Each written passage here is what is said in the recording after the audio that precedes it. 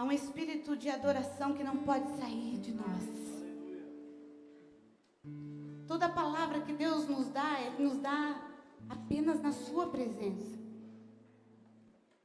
E há um lugar hoje que o Senhor quer que nós fiquemos. Eu não sei se você estava aqui semana passada, mas eu quero resumir poucas palavras aqui para você se situar. Na primeira parte dessa palavra, nós falamos sobre sacrifício. E nós falamos muito mais a nível pessoal.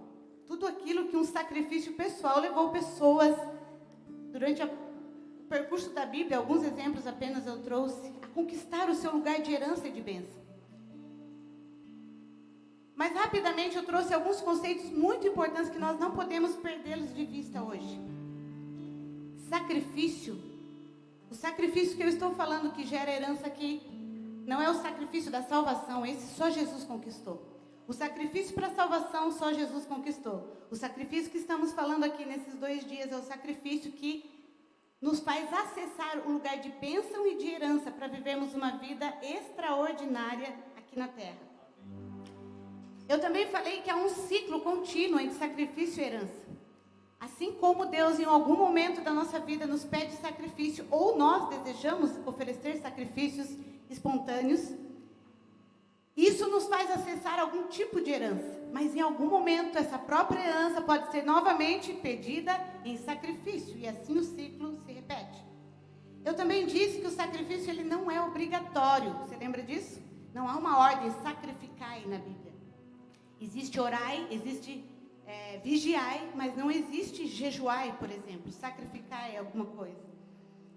O sacrifício, ele não é obrigatório. As ofertas de sacrifício, aquelas que extrapolam uma normalidade. Isso é uma direção específica. Não é condição para a salvação, mas é uma opção para viver uma vida sobrenatural, se você quiser. A moeda do sacrifício, ela geralmente é na sua área de necessidade de libertação, ou de viver o sobrenatural.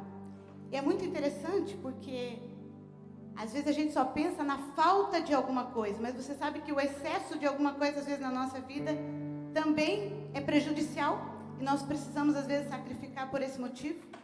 Sacrifício, ele nasce no coração, não é um ato religioso.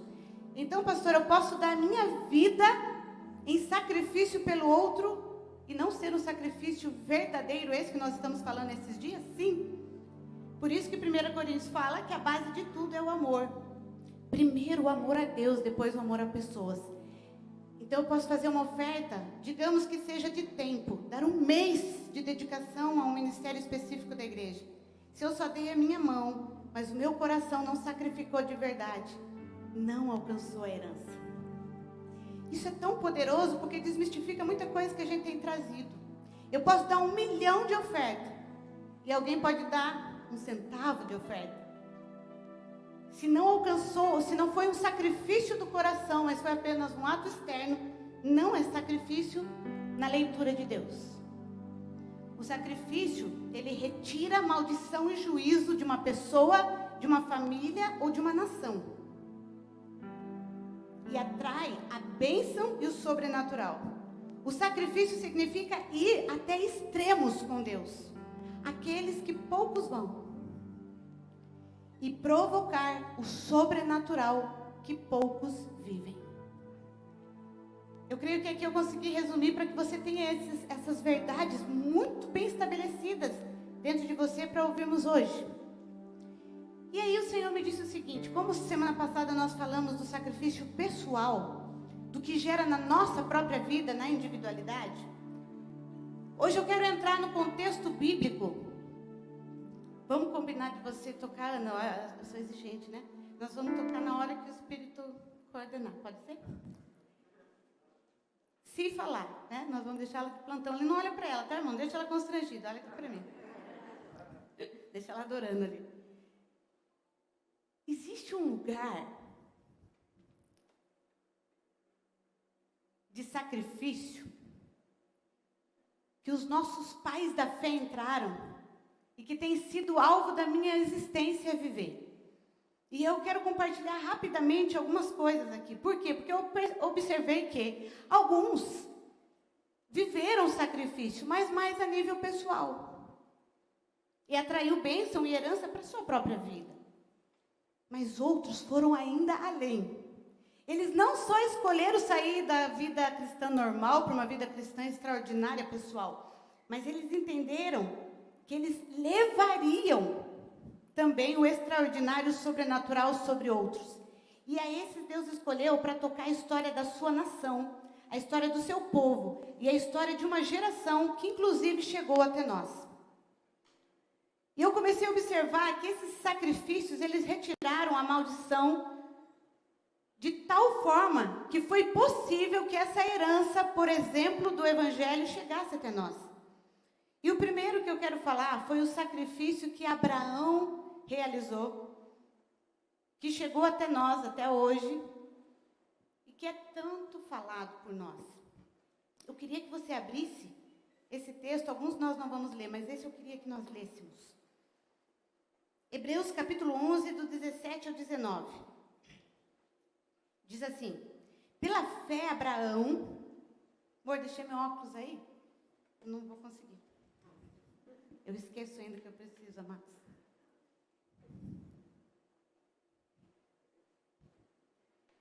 Pela fé, Abraão, quando Deus o pôs à prova, ofereceu Isaque como sacrifício.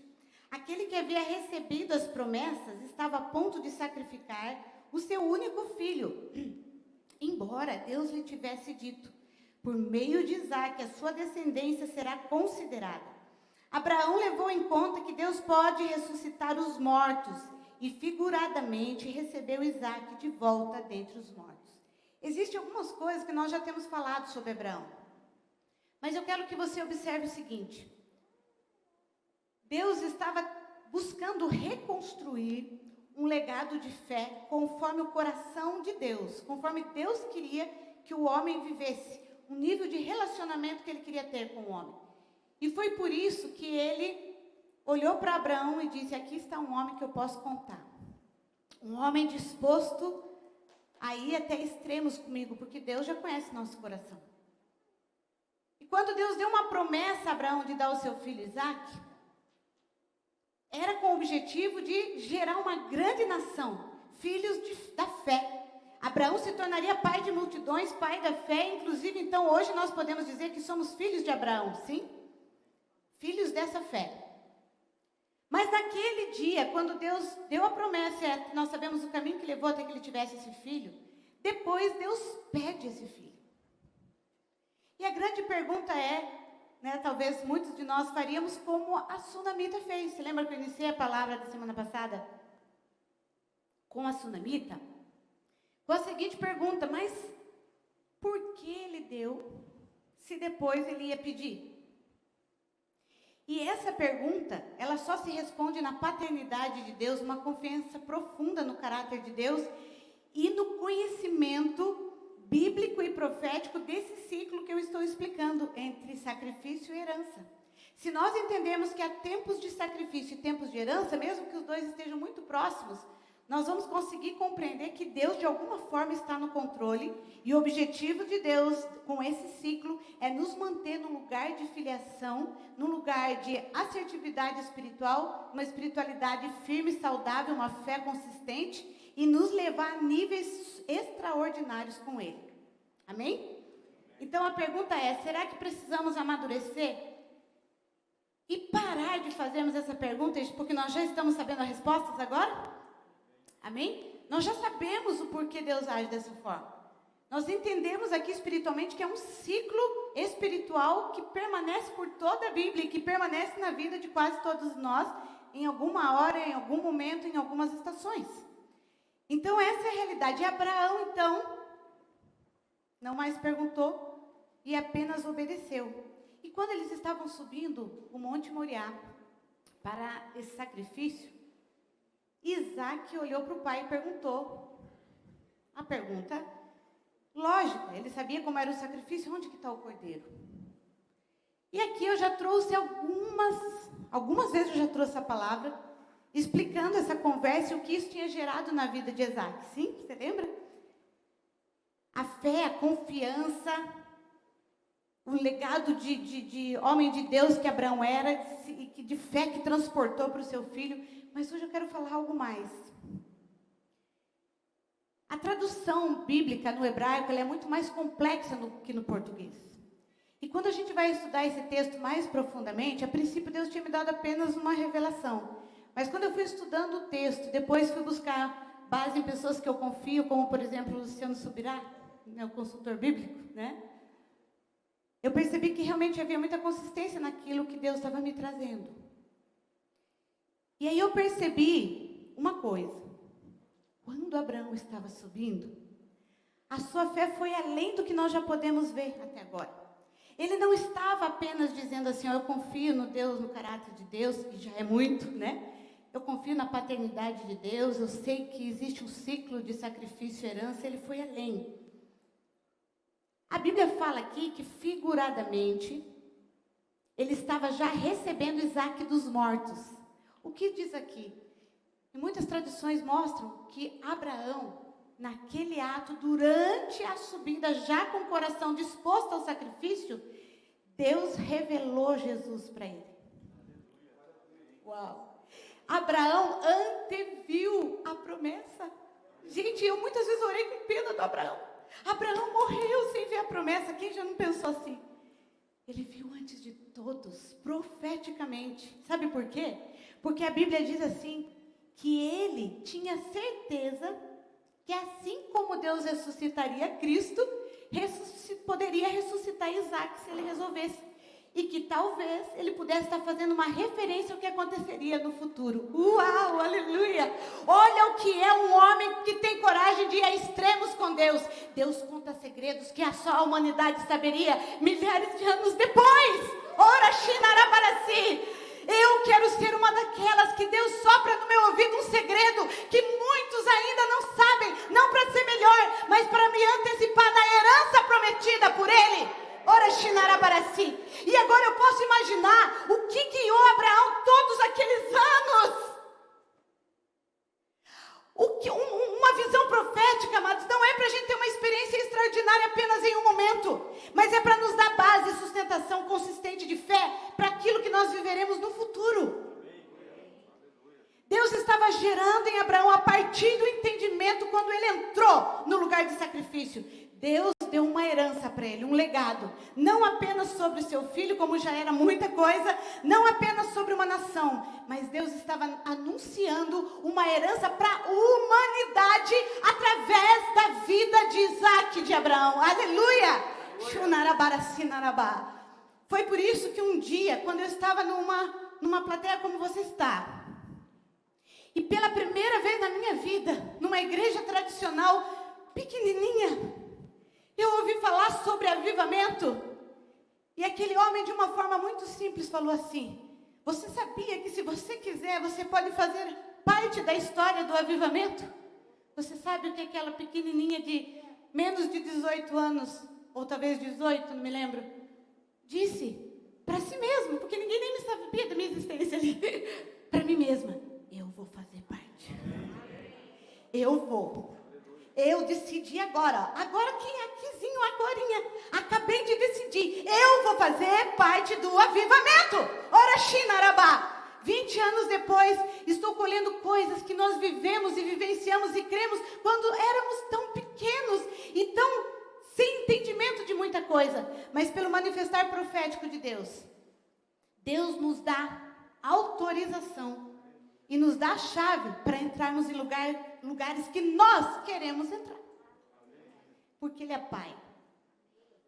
O sacrifício de Abraão, e agora eu quero ler, olha isso. Não sei se você já leu dessa forma agora, João 8,56. Abraão, pai de vocês, alegrou-se porque veria o meu dia. O próprio Jesus falando. Ele o viu e alegrou-se. Jesus na terra falando sobre Abraão. Ele viria o meu dia. E quando ele viu, ele se alegrou. Aqui está a base bíblica que dá consistência àquilo que eu estava falando. E aqui está a grande revelação do porquê o sacrifício foi tão profundo? Porque o filho da promessa foi pedido para Isaac. Porque só quem tem coragem de ir a extremos com Deus, vê os extremos de Deus. Eu não sei você, mas eu fico muito empolgada com isso. Eu fico muito empolgada, eu fico pensando, Deus, eu acho às vezes que eu fui a extremo, eu só pisei na praia. Eu quero ir no fundo do mar. Como aquela história que conta de uma menina que estava à beira do mar e ela chegou para um pescador e ela disse, eu queria conhecer o mar. E aí ela começa a falar para ele, mas eu estou muito feliz porque eu já conheci o mar. Só que ela estava só pisando na praia. E ele olhou para ela, não, querida, eu conheço o mar. Porque eu já fui lá no meio, durante a tempestade. Eu já quase morri no meio da tempestade. Eu vi o mar revolto, eu vi o mar lindo, eu vi a natureza assim, eu vi assado, eu fiz pescas maravilhosas. Teve noites que eu não pesquei nada. Então, verdadeiramente, eu conheço o mar. Você quer conhecer o mar? Sobe aqui no barco e vamos lá. Eu estou aqui para convidar você hoje. Você quer conhecer Jesus de verdade? Você quer conhecer teu Deus de verdade? Sobe aqui e vamos lá para o fundo. Sobe aqui e vamos a extremos com Deus. Até onde você já foi? Nós vivemos uma geração, amada, do fast food. Uma geração do imediatismo e uma geração do superficial.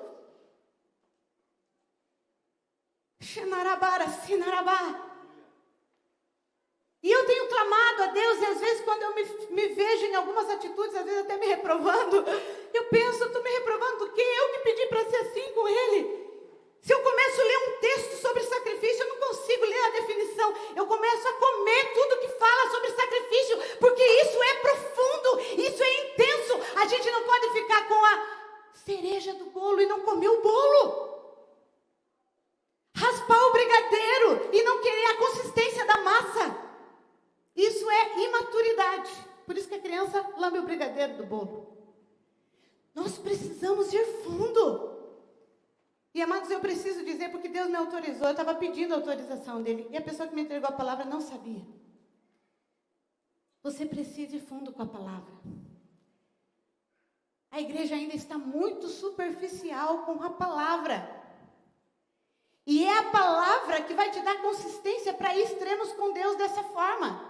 A experiência, ela é no momento, mas ela não te sustenta, porque a experiência, ela precisa ser sustentada na palavra. As duas, de mãos dadas, te sustentarão. Palavra sem experiência pode ser apenas letra.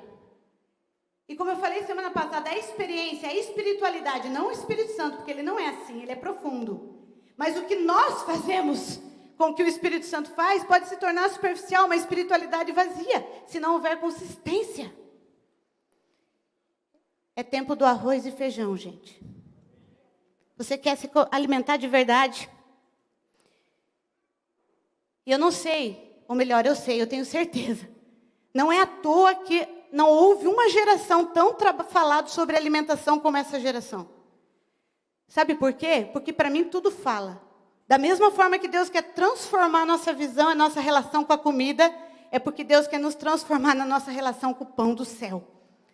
Da mesma forma que a gente se deturpa com a comida humana, nós temos usado errado a comida, alimento espiritual. Fecha esse parênteses.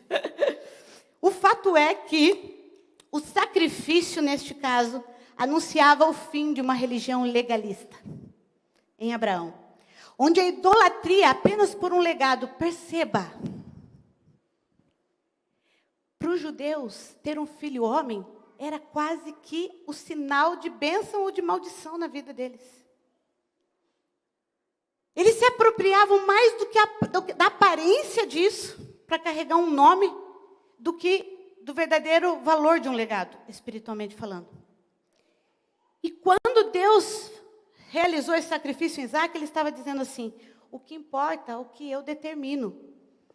Não é esse legalismo, esse tradicionalismo legalista, mas é o que significa, eu quero gerar dentro de vocês, a partir da família de vocês. Então, gente, vamos parar de pensar em mostrar só um status, uma religião falsa, uma aparência da nossa família. Nós precisamos realmente viver a nossa família. É o que ele estava dizendo ali. Ele disse assim, por isso sacrifique aquilo que é mais importante para você. Você esperou anos para antes de morrer, não morrer com a vergonha de não ter tido um filho. Não é esse o mais importante. E como Deus sempre fala nas coisas práticas, nessa hora Deus me falou assim, por isso é que o mais importante de vocês terem uma família santificada não é apenas a aparência, porque uma família sacerdotal precisa mostrar algo. Mas é o que isso significa no mundo espiritual. Há um legado para vocês se apropriarem por causa dos seus filhos. Não é por vergonha ou por honra para vocês, do nome de vocês. E aqui eu estou falando para todos. Nós não podemos repreender um filho nosso, amados, por amor à nossa imagem. Nós precisamos repreender um filho e ensiná-lo a viver a vida espiritual por amor a ele. E é o que isso vai gerar na vida dele, na família dele. Percebe as inversões de valores? Jesus, Deus primeiro aqui em Abraão e depois Jesus estavam revertendo esses valores, indo profundo. Onde Jesus estava sendo anunciado liberdade no Espírito, estava sendo anunciado família de verdade, relacionamento de verdade. Jesus sabia o que viria pela frente. Deus já anunciava em Abraão a transformação de uma humanidade. A herança foi o legado de fé na vida de Isaac, foi Cristo anunciado para o futuro e foi toda a bagagem profética que não só Abraão, mas a sua família, inclusive Isaac, depois carregou um legado de fé, visualizando o futuro para suportar toda a jornada que viria pela frente. Visão de herança, sem entendimento de uma jornada de fé, é imaturidade. É uma ilusão e não um sonho. A bênção de Deus não vinda precedida de sacrifícios, são meninices da nossa alma. Mas quando compreendemos e temos visão, e Deus é tão lindo que Ele mostra. Ele mostra. Ele nos mima e nos mostra. Mas agora, se prepare, se aproprie dessa bagagem profética e vamos lá para a nossa jornada. Você quer vir para essa jornada? Vamos para essa jornada, essa aventura de fé com Ele. E aquele lugar, o Monte Moriá, tem como significado o lugar da consagração. O lugar do sacrifício. O lugar da bênção de Deus. Aquele lugar foi restaurado. Abraão restaurou o altar de sacrifício e anunciou o sacrifício de Cristo. A cada ponto o Espírito Santo pediu para nós orarmos. Ana, agora sim, se pudesse só tocar essa música que nós tocamos no início, não sei se dá para ser essa, não pode ser outra. Eu queria que você fechasse os olhos agora e permitisse que o Espírito Santo falasse com você de forma bem prática. Espírito de Deus,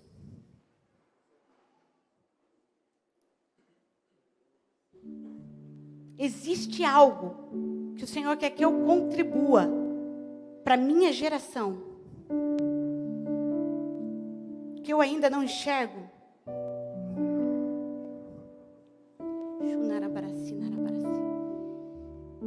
Eu clamo agora, Pai, por uma bagagem profética, que o Senhor mostre que vai além das coisas humanas, pessoais e materiais, mas que nós enxerguemos a herança que carregamos de Abraão. Pai, que privilégio sermos chamados filhos de Abraão. Nós conseguimos orar isso de uma forma tão superficial. Nos perdoa, Pai, e nos leve a um nível profundo. Temos um legado de fé sem igual. Temos um legado de um sacrifício extremo. Mas também temos um legado de alguém que viu o que ninguém via. E isso pode acontecer comigo e com os meus irmãos aqui neste lugar. Peça para ver algo específico. Peça para contemplar algo específico. Vá além da tua dor, amado. Você pode estar paralisado na tua maldição e na tua iniquidade. É tempo de Deus te tirar deste lugar e te levar ao teu futuro profético.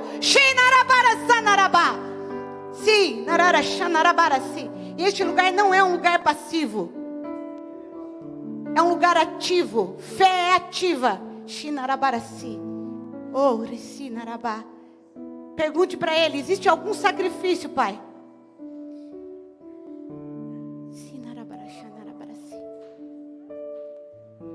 Me mostre, e eu farei com alegria. E eu farei com alegria. Eu quero ir a extremos contigo. Eu quero aprender a ir a extremos contigo. Para de se culpar, para de se achar menos. É isso que o diabo quer fazer aí, deturpar essa palavra na tua cabeça. Você já é, mas é só ativar dentro de você pela fé o que Jesus está falando aqui agora.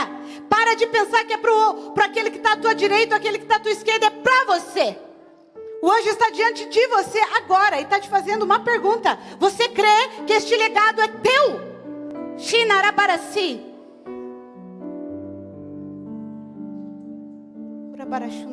Mas qual a obediência? Qual o sacrifício? Eu estou requerendo para você viver essa herança, filho? Qual? Amém. Glória a ti, Pai. E agora eu quero seguir para outro sacrifício extravagante. E aqui eu não vou ler porque os textos são compridos, mas eu quero compartilhar com você a história. E foi o texto que eu comentei que o Júnior leu semana passada na hora da oferta. É acerca de Davi. Mas eu quero que você entenda algo antes. Davi era um homem como eu e você, cheio de defeitos, sim ou não? E você sabe deles porque está registrado na Bíblia. Mas Davi tinha um coração de sacrifício. Pensa um negócio que Davi sabia é o que era sacrifício. Por isso ele foi visto como uma referência de adorador. Porque adoração é sacrificar o meu eu para adorar o Senhor. E toda vez que a história de uma nação foi contaminada, que a história de um povo, de uma igreja local ou nacional foi contaminada, é quando se deixou de adorar a Deus, mesmo parecendo adorá-lo, e colocou-se algo no lugar de Deus, chamado idolatria. E Davi sempre foi usado por Deus para resgatar esse lugar. Porém, teve um momento que Davi se perdeu. Quem não se perde? Quem não erra, né? Aqui vai contra todo o perfeccionismo humano. Davi estava empolgado, as guerras estavam muito boas, muitas conquistas, e ele começou a fazer um censo do povo, uma contagem, sem que Deus houvesse permitido. Por quê? Porque havia um combinado já pré-estabelecido. Lembra das plaquinhas de Deus da semana passada? Que Deus estabelece placas, princípios, leis espirituais, que traçam o caminho da bênção que a gente deve seguir. Ele já nos determinou isso. Então, nós precisamos compreender e caminhar por ela. E Davi sabia, mas por alguma bobeira humana ali da sua alma, ele caiu nessa pegadinha, porque já era estabelecido. Antes de fazer o censo do povo, Deus requeria uma oferta. E eu fico pensando, por que será? Porque Deus sabia do coração humano que podia se corromper a qualquer minuto. Sabe aqueles filmes assim de aventura? Que quando está no meio do ouro, a mente vai sendo corrompida, assim. Qual que é aquele filme? Eu até esqueci. Hobbit. Né? E vai sendo corrompido. Isso pode acontecer com qualquer um. E Deus sabe disso. O Deus de Mamon, o único colocado como concorrente maior com Deus. Por isso Deus estabeleceu, antes de qualquer contagem de conquista, vocês precisam adorar e sacrificar. Aí Davi se perdeu, deixou passar e fez a contagem sem sacrificar, sem adorar, sem estar atento ao que Deus tinha falado. O que acontece? É enviado um profeta para ele, Gade chega até ele e fala assim, olha, você sabe, né, que foi descumprido o combinado, o princípio, então vai haver uma consequência, fato, porque a consequência, amados, lembra, a consequência de uma não obediência, ela já é pré-estabelecida. Não é que Deus fica bravo com você e te castiga. Você consegue compreender isso? Isso é libertador, a gente precisa entender. Não é assim, Deus fica bem bravo, isso acontece com a gente. A gente fica bravo e castiga. Não. Deus já antecipou a obediência e as consequências da obediência ou da desobediência. Elas já estão pré-determinadas. E é você que decide. Você obedece e tem a bênção, ou você desobedece e não tem a bênção e ainda sofre consequências. É simples, o reino de Deus é simples. Então, o anjo só anunciou para Davi, ó, você sabe que vão ter as consequências. Elas podem ser 3 e Deus te permitiu escolher. Eu creio que Davi tinha uma carguinha ali de depósito com Deus. Deus permitiu ele escolher. Fome na terra, você ser perseguido pelos inimigos aí da terra, pela espada deles, ou vir uma peste na terra através da espada de um anjo. Qual vocês acham que Davi escolheu? A, B, C. Prova. C. O anjo com a espada e a peste na terra. Por quê? Porque era o único que quem estava no comando era o anjo. E Davi disse assim, porque eu prefiro cair na mão de Deus, ou de um servo ali de Deus, porque Deus é misericordioso, o homem não. Ele tinha discernimento. E o que aconteceu naquele momento? A consequência começou a acontecer. Aqui eu quero fazer só um paralelo, para a gente não se perder no raciocínio. Não existem explicações absolutas, mas existem entendimentos que a gente busca no Espírito, na palavra e nos acontecimentos do que está vendo na nossa nação, no nosso mundo. E existem, com certeza, alguns princípios naturais, de natureza, de ecologia. Existem princípios espirituais e eu acredito que princípios sociais, antropológicos, políticos, que foram corrompidos em algum nível, que liberou essa peste no mundo. Sim ou não? Isso é fato. A grande pergunta é, quando isso está acontecendo, então, você percebe que provavelmente nós, e eu digo nós, porque quando a gente fala de nação ou de povo, a gente deve se incluir, apesar de, às vezes, eu não estar cometendo aqueles erros, mas quando eu quero ser um intercessor da minha nação, eu preciso me colocar como. Então, nós, como humanidade, como povo, em algum lugar erramos e saímos do caminho da bênção. E a peste nos alcançou. Então, a gente precisa parar de ser vitimista e filhos de um determinismo religioso. Deus quis, né, liberar. E a gente atribui toda a responsabilidade a Ele. Não, Ele já tinha dado lugares de equilíbrio. Quando nós saímos desses lugares, alguma coisa acontece e o desequilíbrio vem. E era o que estava acontecendo naquele dia, naquela circunstância. Mas quando Davi faz essa escolha, em outras palavras, assim, eu errei, eu pequei, mas eu quero continuar aqui em Deus. Porque é o único lugar que tem volta para nós. É o único lugar que tem chance para nós. E ele continuou ali, discernindo, vendo a coisa acontecendo. A Bíblia relata que 70 mil pessoas morreram. Não é triste ver os relatos dos números de pessoas mortas? E é interessante, porque por que a Bíblia faz questão de contar o número de mortos? Deus está falando assim, ó, do mesmo jeito que vocês têm prazer em contar o número de conquista, sejam responsáveis pelos números de prejuízo que as atitudes de vocês também provocam. Assim como vocês fazem as contas para ver quanto ganhou no final do mês, façam as contas das suas dívidas, dos seus compromissos gastos. É tão simples a lei espiritual de Deus. Ficar fazendo censo só do que entra e do que não gasta leva você para destruição, sim ou não? Porque Deus está dizendo assim, isso não é espiritual. Ser espiritual é contabilizar tudo. E aí a Bíblia faz questão de contar 70 mil mortos. Nós temos que olhar para esses números de mortes, não apenas para a gente ficar vitimizado, horrorizado e com medo que chegue em mim. E orando só para não chegar em mim. Isso é muito pouco, gente. Nós precisamos olhar para esses números e dizer onde está a nossa responsabilidade com esses números. Aonde erramos e podemos voltar a acertar, seja como sociedade, como igreja, como pessoa. O que eu posso fazer, mas às vezes uma máscara requerida de mim, ou um distanciamento requerido de mim, eu acho muito para contribuir com a mudança de uma morte da humanidade.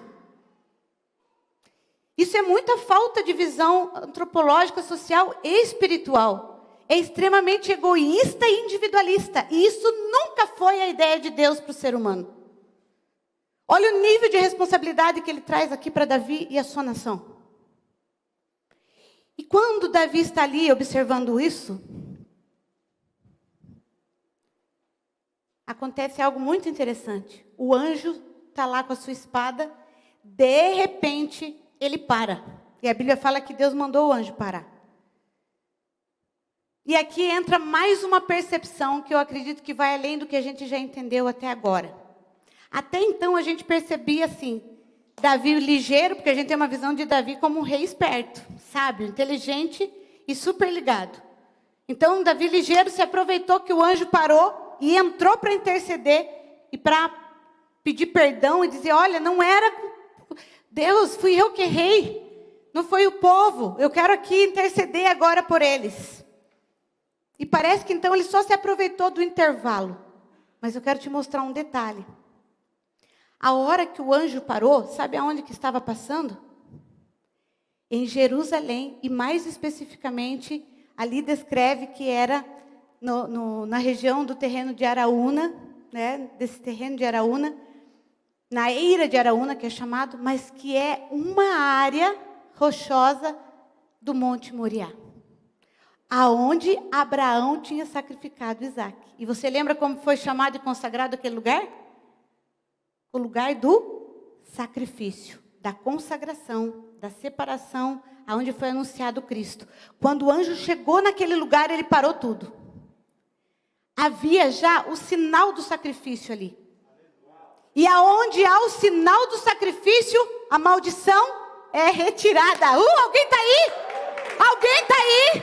Há um sinal de sacrifício na sua casa, a maldição não passa. O anjo para. É muito empolgante. E sabe o que acontece?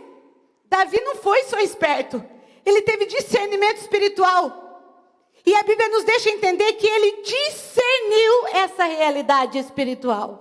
E ele discerniu, ei, é a minha hora. Porque há um lugar escrito aqui que o meu pai Abraão deixou legado. Eu preciso me apropriar agora para me libertar dessa maldição. E ele se pisou naquele lugar, ele ficou ali, ele disse, meu pai, Deus de Abraão, fui eu que pequei, poupa o meu povo, fui eu que pequei. E esse homem faz aquilo que ele deveria fazer. Mais uma vez se quebra diante de Deus e se apropria daquele sacrifício. Ei, para de transferir para o outro. Assuma uma responsabilidade na sua casa, na sua família, na sua vizinhança, no seu bairro. Assuma a sua responsabilidade. Foi o que Davi fez. E naquele momento, ele não só se apropriou de algo espiritual, ele se apropriou da sua responsabilidade. E naquele momento,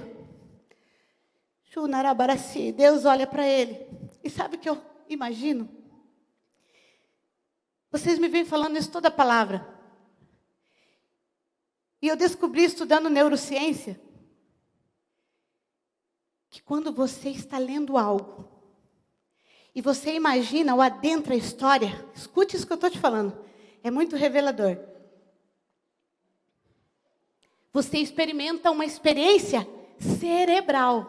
Não é espiritual, agora separa aqui. Cerebral. Maior do que quem esteve lá. Ei, alguém está aí? Para de dizer, eu nunca fui para Israel. Se você entrar nessas histórias da Bíblia, você pisa lá, do lado do túmulo e contempla a libertação e a ressurreição. Mais do que quem esteve lá, a ciência comprovou isso. E eu falei, Deus, obrigado, eu não sou tão louca assim. E não é só espiritual. Agora eu tenho base científica para dizer, adentra, venha comigo e adentra a Bíblia. Porque você vai vivenciar coisas que nem eles vivenciaram. Por isso Jesus disse, se você crê, obras maiores fará. Jesus já tinha neurociência, ele já sabia de tudo. E ele disse, se você crê e adentrar aqui, nisso aqui, ó, você não vai viver só isso, não é mais. Você vai viver mais. Ora, Xinarabarasi.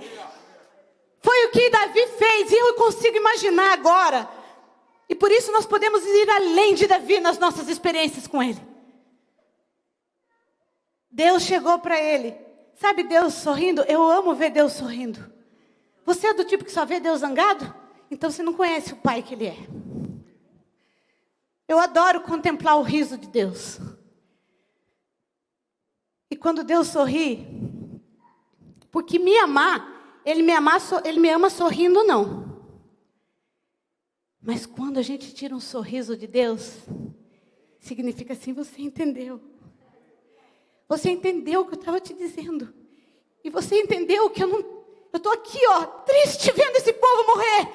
E bastava uma atitude de fé de você pisar nesse lugar de sacrifício para você liberar a bênção na terra, porque eu determinei que vocês têm o poder de abençoar ou amaldiçoar a terra. Então, para Deus é sofredor muitas vezes ficar ali aguardando o nosso posicionamento em relação àquilo que Ele já disse. Mas quando Ele vê que nós entramos e nos ajustamos e nos alinhamos, isso é alinhamento.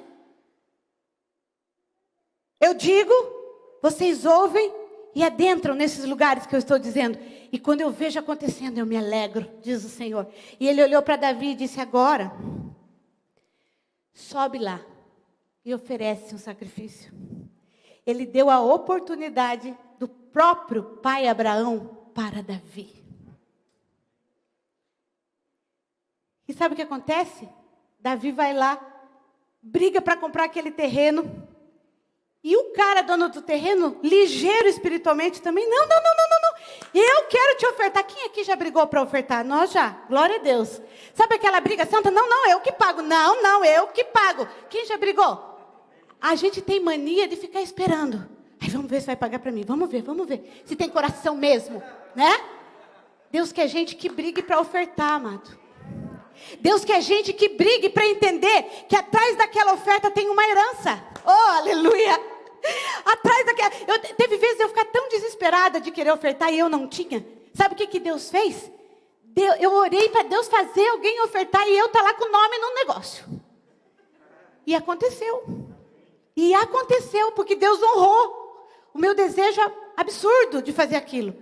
Então, gente, nós precisamos entender. Davi e ele ficaram ali brigando, mas Davi entendeu que foi para ele que Deus pediu. E aí, o que Deus fez? Falou para ele ir, ele foi, ele brigou, comprou, e ele disse assim, é aí que ele fala aquela frase que a gente ouve em tantas pregações, mas talvez agora vai fazer mais sentido para você. Eu não oferecerei ao meu Deus um sacrifício que não me custe nada. Eu não consigo oferecer a Ele qualquer coisa. Agora, sabe quando que ele chegou nessa conclusão? Ele tinha pisado no lugar de sacrifício de Abraão, onde o cara ia oferecer seu próprio filho. Ele teve o privilégio de ver o que Deus mostrou para Abraão. E ele teve o privilégio de ver o que Deus estava mostrando para ele acerca daquela geração. Ele estava dizendo, é muita coisa. Eu não posso desprezar isso e simplesmente considerar, Abraão, que legal, que lindo que Abraão veio aqui. É o que a gente faz, gente. Essa semana, no meu escritório da igreja, semana passada, alguém foi tocado por Deus para falar comigo, me honrar acerca do nosso começo aqui. E eu fiquei pensando, é verdade, poucos viram. Você está desfrutando de um mover que talvez você não viveu lá no monte. E Deus te deu, como estava dando a Davi. Mas nós não podemos perder a essência dos sacrifícios daqueles que sacrificaram para eu estar aqui. E isso não é acerca de nós, é acerca de qualquer um. Quando eu contei a experiência de ir até o Danduque, mas quando eu olho, eu penso, Deus, que privilégio. Não é acerca de homens, é acerca do que eles carregam e do sacrifício do preço que pagaram. E quando eu olho para Davi, eu penso, Deus, que revelação ele teve naquele momento. E eu quero ser assim. Eu não quero me acostumar com o sacrifício. Ou melhor, acostumar a não sacrificar mais. E ainda me aproveitar do sacrifício daqueles que fazem algo. Eu não quero esse lugar, eu quero um lugar de querer viver isso para mim. Davi não herdou apenas o perdão pessoal. Ele podia só buscar o perdão pessoal dele e não se meter naquela encrenca. Ele não só herdou o perdão pessoal, ele retirou com aquele ato o juízo sobre o povo, a nação. Ele restaurou o altar em Moriá, porque foi contaminado com aquela ganância. Ele restaurou. E sabe o que mais ele herdou? Aquele lugar físico, o terreno. Quando ele comprou, ele não comprou apenas um terreno físico. Ele semeou em cima de um terreno fértil, de um legado eterno. E sabe qual foi? Quando Deus falou para ser construído o templo, que inclusive não seria ele, seria Salomão. Você sabe aonde o templo foi construído? Exatamente no terreno da Eira de Araúna, que era terreno do Moriá. Não são coincidências, amados. Essas associações nós precisamos compreender os métodos de Deus. E aqui, rapidamente, o detalhado eu queria vir até aqui, mas rapidamente eu quero explicar. De novo, a gente vê vivendo esse ciclo do sacrifício e da herança em duas circunstâncias. Em relação ao tabernáculo de Moisés, muito falado já aqui, então não vou ser repetitivo e não é objetivo.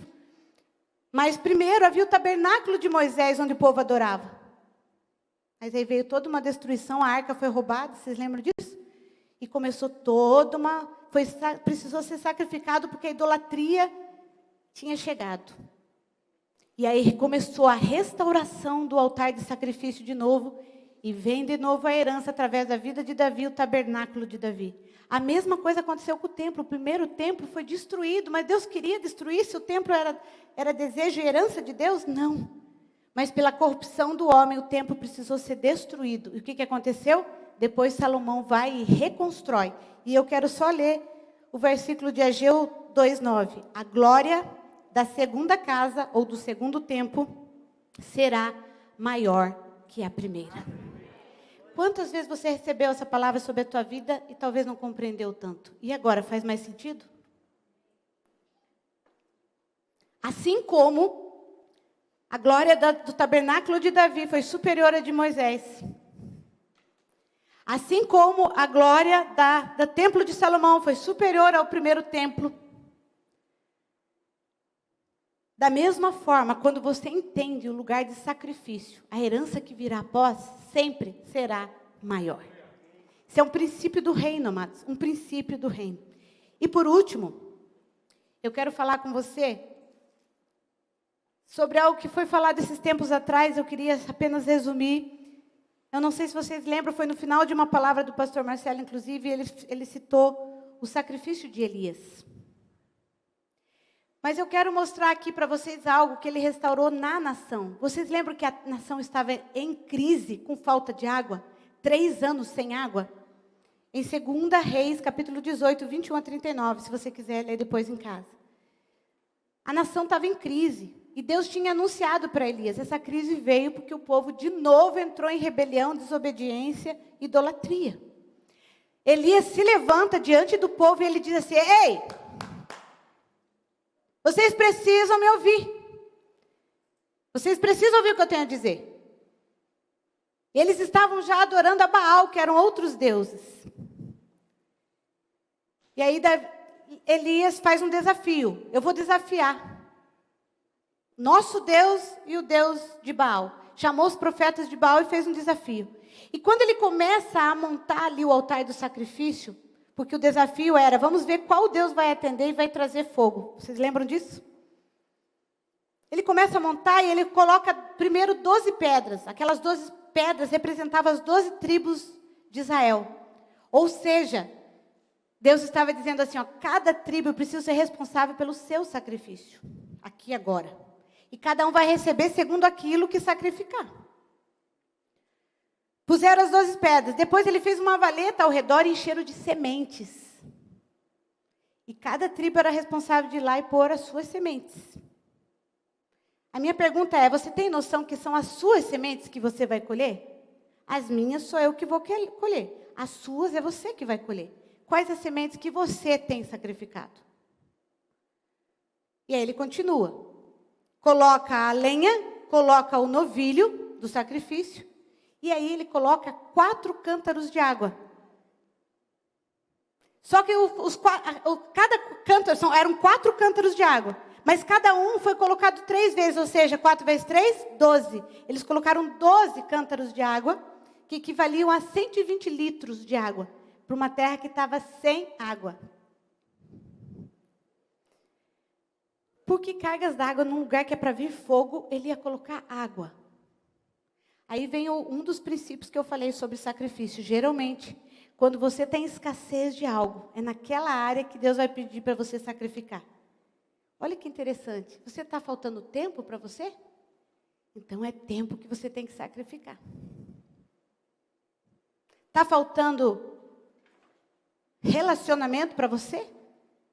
Então é nos relacionamentos que vai ter que ter sacrifícios seus para desenvolver. É na área financeira? Então provavelmente são sacrifícios administrativos e sacrifícios ofertantes que Deus vai solicitar. E ali naquele caso era água. Eles estavam precisando de água. Eles sacrificaram a água.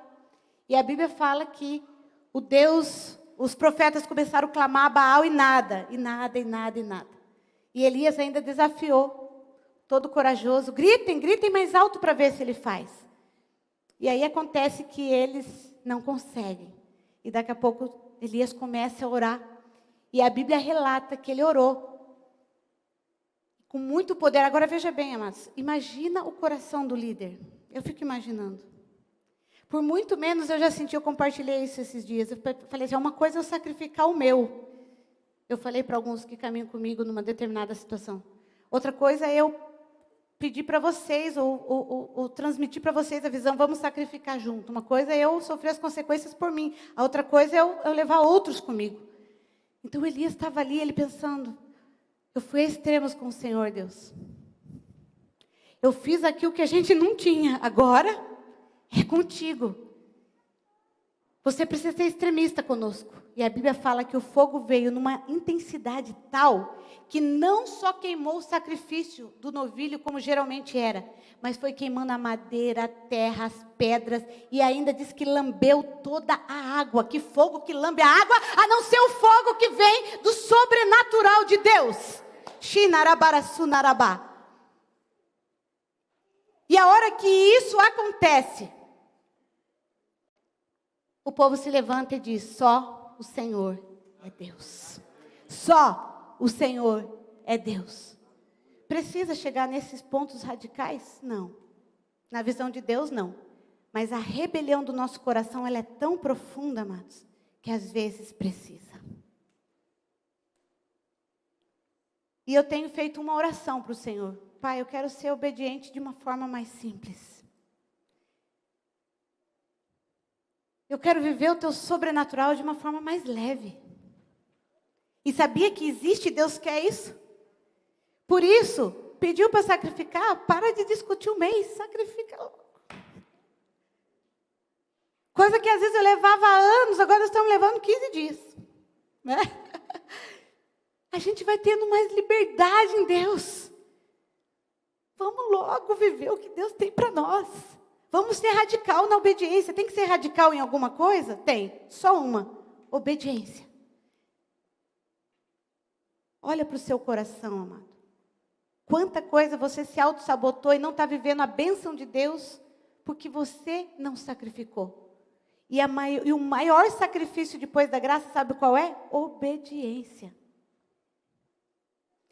Naquele momento, sabe qual é a herança? A Bíblia fala que Elias, depois de tudo aquilo, ao invés de cobrar sua glória de profeta, ele falou para Acabe, pode ir comer. Eu vou orar.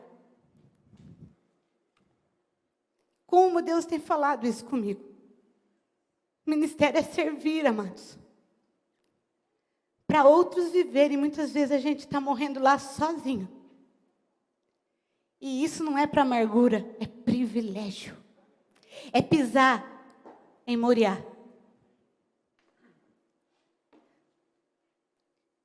E quando ele desce, ele fala antes dele descer, ele fala para o menino dele que estava junto, o discípulo que não largou.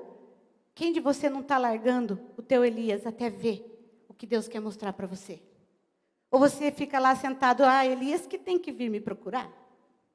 Você viu Elias procurar esse menino em algum momento? O piá estava grudado nele. Daqui não sai, daqui ninguém me tira. Se vai vir glória, eu quero estar aqui. E sabe o que aconteceu? Vai lá e veio o menino, só trabalhando. Ao invés dele pensar, meu Deus, se Elias só manda eu andar. Doutor andando, que nem os residentes, né, doutor?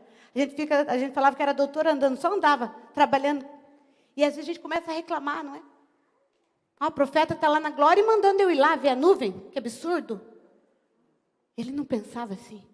Ele pensava, eu quero é ver a glória de Deus. O que vai acontecer? Isso se me custar quilômetros e quilômetros subindo e descendo esse lugar, eu vou fazer. Isso é sacrifício. E aí quando ele estava lá, de repente apareceu uma pequena nuvem do tamanho da mão de um homem. Se fosse a minha, então, muito pequena. E a Bíblia fala, e ele já anunciou para Acabe. Fala para Acabe descer, preparar os cavalos, porque vai vindo uma chuva muito forte. Quem pisa em Moriá, quem pisa no lugar de sacrifício, antevê a chuva chegando. Antevê as coisas boas também chegando, assim como vê as coisas ruins muitas vezes. E foi naquele momento que Elias se levantou. E a Bíblia fala que ele saiu correndo. E ganhou até dos cavalos de Acabe naquela competição. Porque ele estava cheio da manifestação do poder de Deus. Esse é o legado, a herança de alguém que conhece o poder de um sacrifício.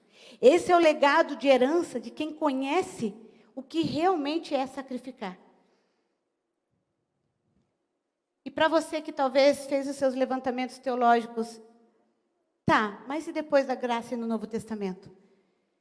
Eu acho que poderia ter 5, 10 mensagens só sobre esse tema, porque eu coloquei aqui Estevão, Saulo, que virou Paulo. Estevão foi apedrejado. Isso foi depois da graça.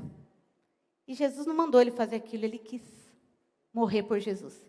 Saulo, de assassino, se tornou aquele que todos os dias era ameaçado de morte porque era visto como assassino.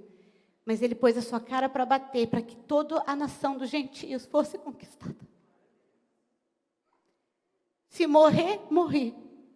Porque para mim o viver é Cristo e o morrer é lucro. João, que a Bíblia fala que ele estava sem as suas vestes, mas foi o único que permaneceu do lado de Jesus até o último momento da crucificação. Pedro, que até negou Jesus, mas que depois morreu e foi crucificado como Jesus e falou, mas me coloquem de cabeça para baixo, porque eu não sou digno de morrer como ele.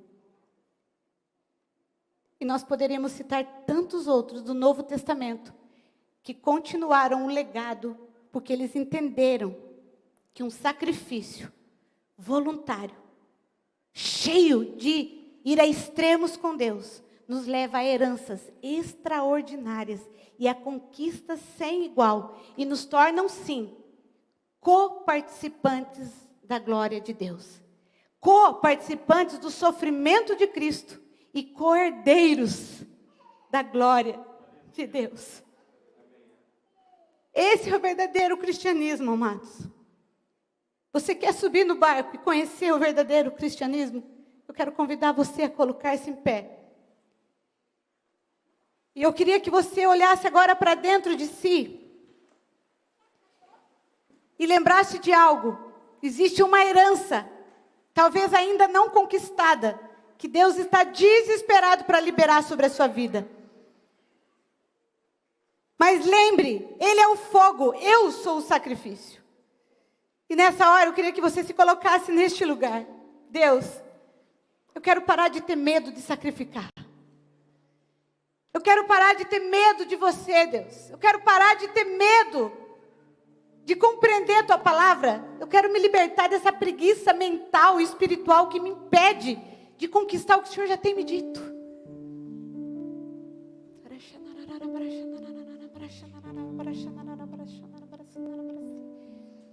O Senhor me mostra o mundo espiritual, amados. Há uma resistência incrível para impedir você, como a mim também. Mas o Senhor me mostra, assim como foi na vida de Daniel. O terceiro céu. Onde a batalha está travada.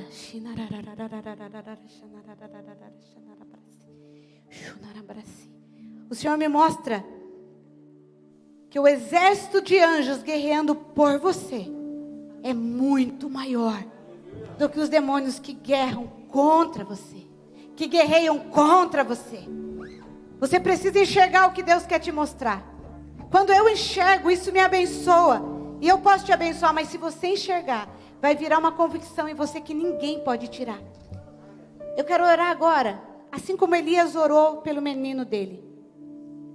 Pai, abre a visão dos meus irmãos. Abre a visão profética. Faz eles verem agora, Pai. Faz eles verem agora lugares ainda não alcançados que já são deles. Tá lá.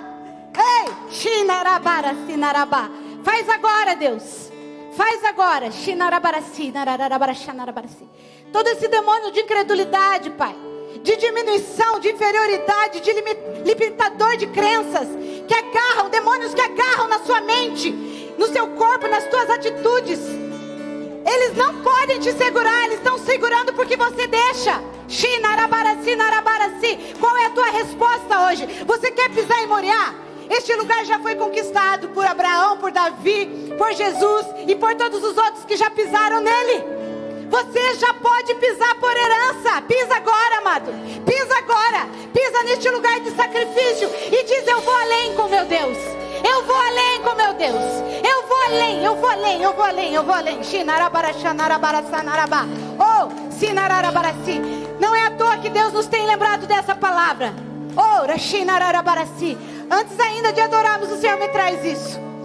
Semana passada, sem sabermos de nada, essa conexão que teríamos essa semana profética, essa próxima que começa. Vocês lembram eu perguntando em público e falando em público que eu perguntei para o Marcelo: quanto tempo Deus está nos falando de sacrifício? Quando mesmo começamos a falar sobre sacrifício? No meados do ano passado. Depois eu me lembro que o Senhor falou na palavra de Obed-Edom aqui. 3 meses a arca ficou na casa de Obed-Edom. E eu lembro que eu falei: 3 meses, Deus quer mudar nossas agendas aqui. E nós começamos o modo Abacuque, você lembra disso? Ei, você começou um sacrifício de oração. Você sabe quando completa 3 meses, amado? É esta semana. Oh, há um derramar de Deus chegando. Há um fogo, a chuva está aqui, ó. Você está vendo? Ei.